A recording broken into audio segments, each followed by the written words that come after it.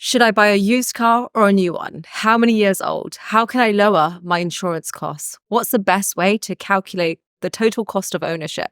Most of us are massively overpaying for our car. And so in this video, I thought it would be helpful to highlight 4 of the most important money things you need to know before buying, along with tips on how you can reduce the cost of having a car over the long run. Before we dive into this video, 75% of people who watch my videos are not yet subscribed, which is outrageously high. If you're one of those silent viewers, please do me a favor and hit the subscribe button. It helps me continue creating and putting out free content and improving my videos along the way. Let's get into it. The age-old question exists when it comes to buying a car. Should I buy new or should I buy used? On one hand, a new car comes with several benefits. Not only is it more shiny and nicer to drive, but it's also seen as more reliable and safer. Plus, they usually come with a warranty, and if you time it right, you can get a good discount on the car. For instance, March and September are busy car buying periods in the UK because that's when new number plates are introduced. Unless these cars get sold in September or in early October, they tend to sit around and depreciate, and any leftovers will be at a lower price by the end of the year. And that's also when car dealers still have sale targets to fulfill. So it's a great time to negotiate. The downside, however, is that even after negotiating and timing this right, buying a new car is often still the less financially savvy option. And statistics show that after the first 12 months, a new car can depreciate by around 15 to 35%. And that depreciation keeps going up to 50% or more over 3 years. On the other hand, buying a used car can save you a lot of money in the long run, and the sweet spot for used cars is usually between 3 to 5 years old. At that point, the car has depreciated substantially at someone else's expense and will depreciate slower in the years that you have it.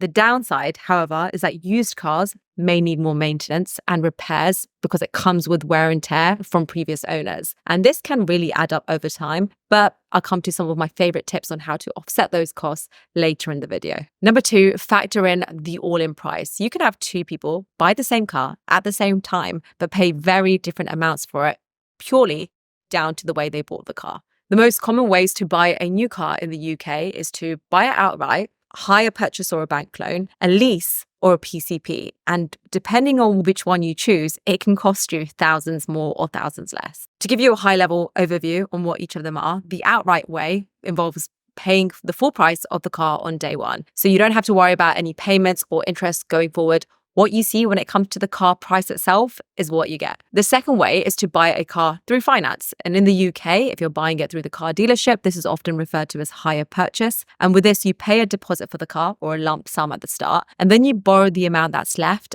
at a set interest rate for a set number of years. So if you're taking out the financing for 3 years, you'll pay the monthly payments for that car over the 3 years until the car is fully paid off. You can also opt for the straight personal bank loan in this option. And the rates you get through this are typically lower than what you get through a hire purchase through a car dealership. The third option is leasing a car. This is similar to renting. You make monthly payments to use the car and then you return it at the end of your contract. With this option, you're only paying for the car's depreciation during the time that you have it, not its full value. So you provide your initial deposit, and then the car dealership will look at how much they think that car is going to depreciate during the time that you own it, say 10K over the 3 years that you owe it. Then they divide that into monthly payments and add some fees and a bit of interest on top. The fourth option is the PCP. And with this, you decide your deposit amount that you want to pay upfront. The dealership provides a value or an assigned value on what they think the car will be worth at the end of your contract. And then both of those figures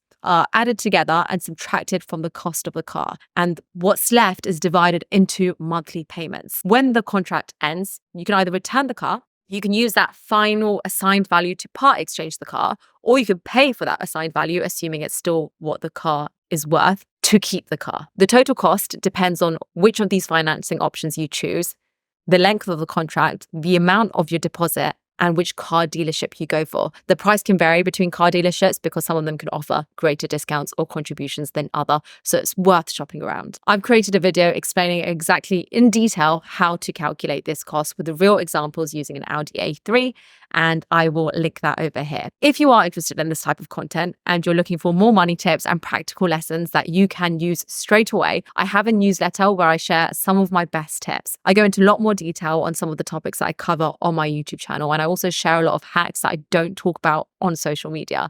If you're interested, it's completely 100% free, and you can find the link in the description. Third thing to consider is insurance costs. Insurance costs are often ignored when we're budgeting for a car. You go through the whole car buying process, you decide what car you're buying, and then you look at the insurance cost and you think, didn't budget for that.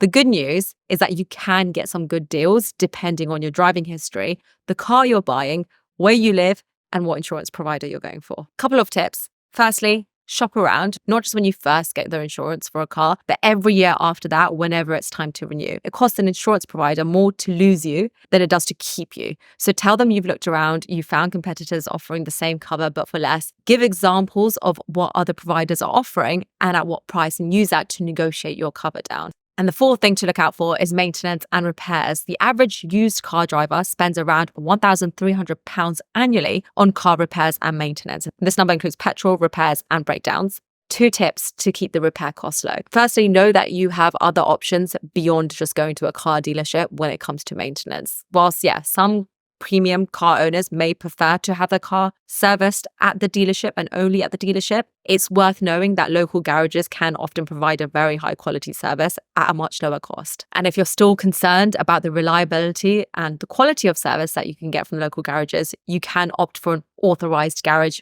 from the car manufacturer. These garages are often staffed by mechanics who are seen as just as skilled as those in the dealership, but without the added cost. The second option you could do, which is becoming more and more popular, is the do-it-yourself option, because you can find the answer to anything on Google. I'm not going to recommend this because I would be hopeless, but if you prefer to watch a YouTube video on how to fix something or how to change the oil in your car, you can save money or it'll cost you more depending on your DIY capabilities. Those are 4 common things to look for and consider when buying and running your car. If you want to know about the different financing methods in more detail, I've got a video over here that you could check out. And if you want to know about how much car you can afford depending on your salary, then this video right here is for you. Thank you for watching, and see you in one of them.